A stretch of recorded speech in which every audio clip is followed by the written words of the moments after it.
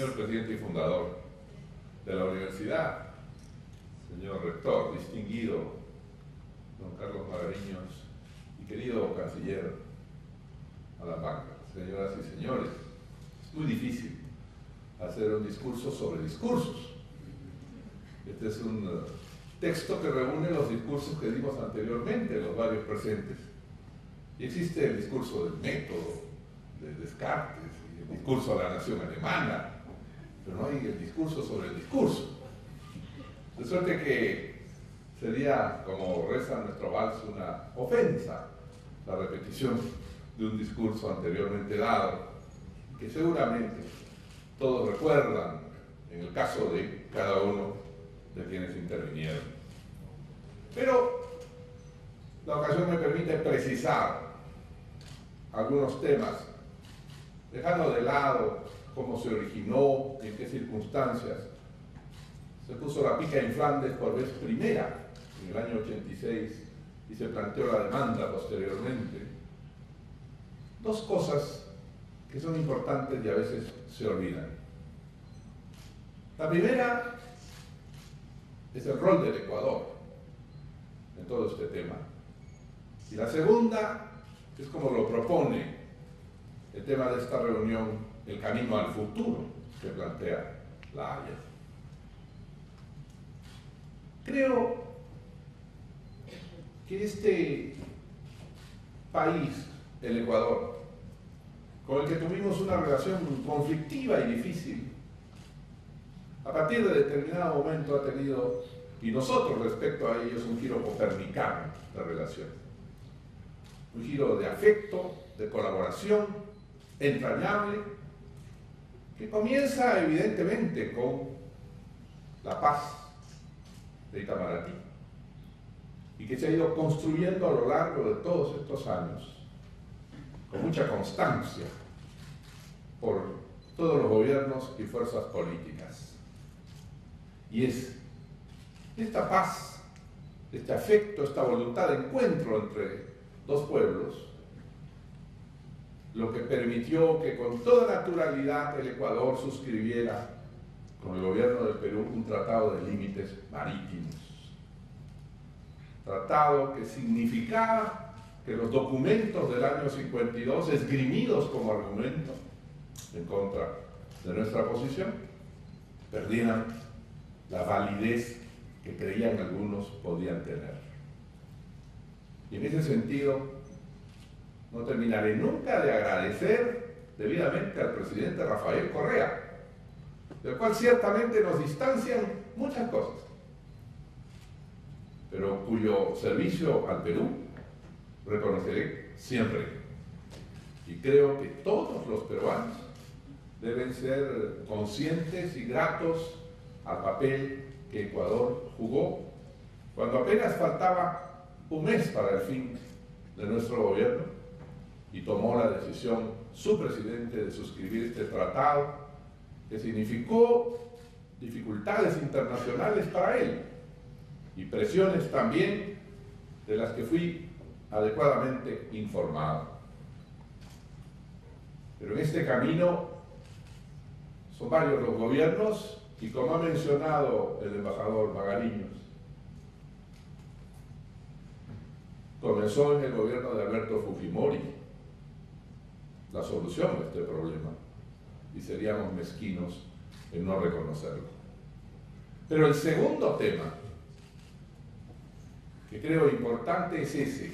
Muy bien, y después de La Haya, ¿qué? Después de La Haya, la Alianza del Pacífico. Porque la previsión de lo que debe ocurrir hacia adelante, recogiendo lo que dijo también el director Magariños, que fue director de UNUDI, es ¿qué se abre hoy día? Porque La Haya no es el fin de la historia, sino el comienzo de la historia. ¿Qué nos permite La Haya, poniendo punto final a un problema que nos ha distanciado o que ha sido pretexto de distanciamiento en una vieja historia de conflictos, de desconfianzas que tiene orígenes virreinales y previos a la presencia española? ¿Qué nos permite hacer La Haya? Por eso el gobierno del Perú, anticipando eso, propuso la Alianza del Pacífico. Por primera vez en la historia, Perú y Chile pueden trabajar juntos, sin trastiendas y desconfianzas, por su crecimiento mutuo y por su justicia social mutua. Y haber logrado incorporar a este propósito a Colombia y a México, creo que es uno de los pasos más importantes sucesivos a La Haya y que tendrán gran resonancia en el futuro.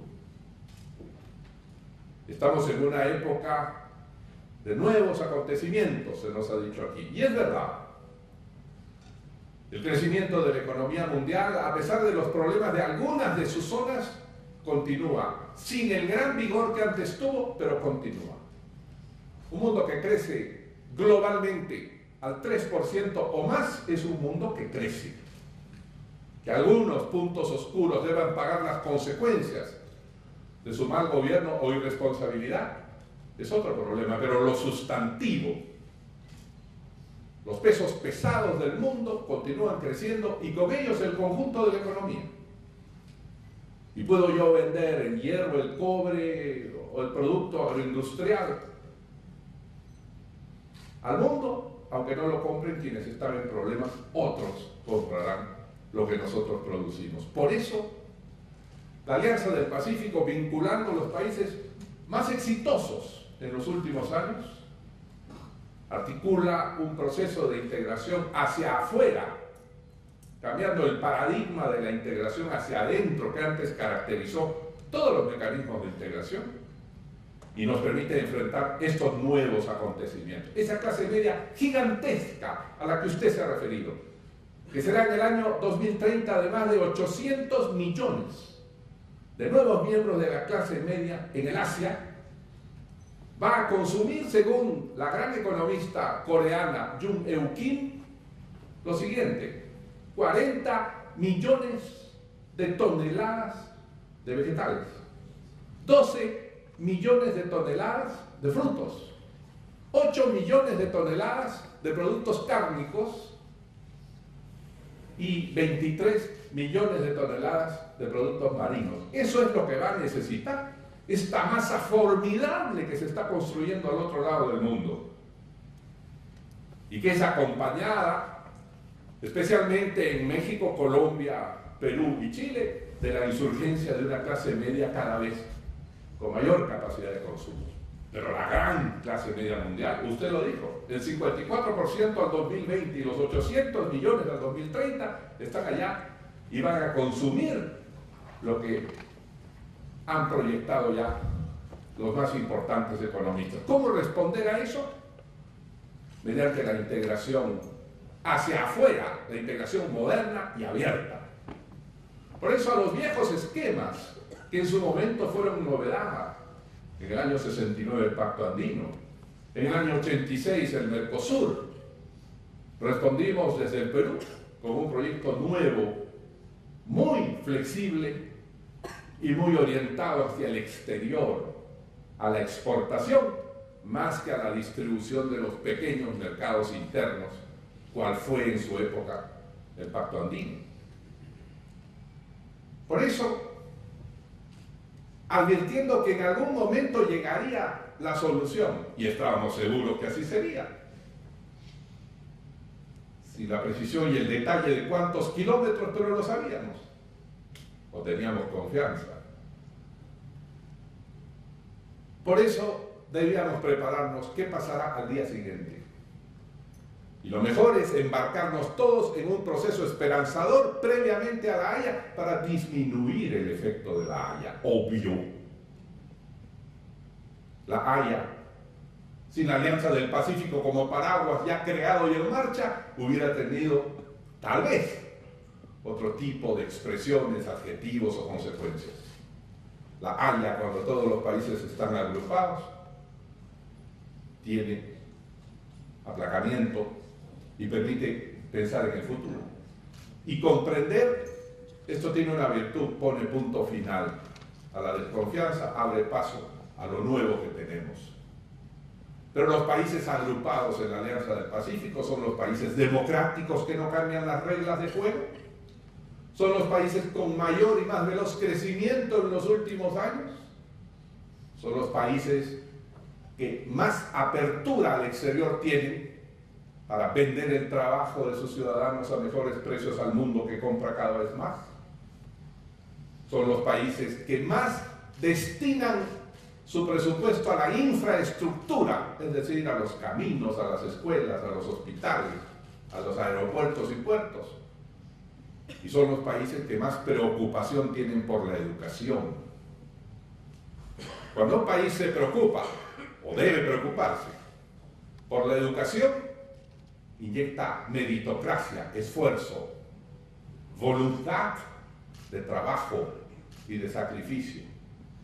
Cuando un país deja de lado la educación, busca culpables en otros lados.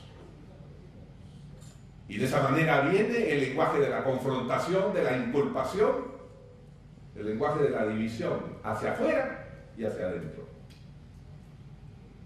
Nuestros 4 países, México con Peña Nieto, que es una bocanada de oxígeno después de largo tiempo de detenimiento. El presidente Santos, cuya elección o reelección celebramos, allá es lícito reelegirse. No han cambiado las reglas de juego para eso. El presidente Santos ha logrado que en el primer trimestre de este año Colombia crezca 6.4%. No quiero comparar esa cifra con otros países. Pero, ¿qué es lo importante? Que en estos países abiertos al mundo, que en estos países que reciben inversión, mucho más que la que reciben otros países grandes de América Latina, muchísimo más. En estos países donde hay empleo sostenible, hay infraestructura y no se cae en el fácil asistencialismo, entonces el crecimiento tiene mayor sostenibilidad.